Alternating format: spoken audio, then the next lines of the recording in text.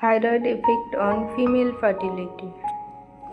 Hypothyroidism, যা thyroid গ্রন্থির কার্যকারিতা এবং থাইরয়েড হরমোনের নিম্ন স্তর দ্বারা চিহ্নিত মাসিক চক্রকে ব্যাহত করতে পারে, যার ফলে অনিয়মিত মাসিক হতে পারে।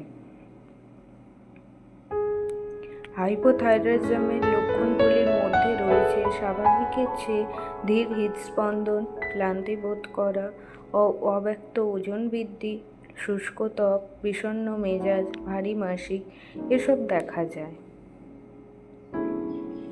হাইপারথাইরয়েডিজমে আক্রান্ত মহিলাদের মধ্যে কিছু লক্ষণ দেখা যায়, সেগুলি হলো অ্যানেভুলেশন, লুটিয়াল ফেজ ডিফেক্ট, প্রোল্যাক্টিনের মাত্রা বৃদ্ধি, অনিয়মিত মাসিক চক্র ও মাসিকের অভাব।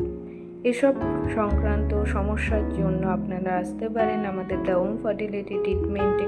এখানে কোনো রকম ওষুধ ইঞ্জেকশন ছাড়া ন্যাচারাল ট্রিটমেন্টের মাধ্যমে 3 থেকে 6 মাসের মধ্যে আপনার সমস্যার সমাধান পাবেন।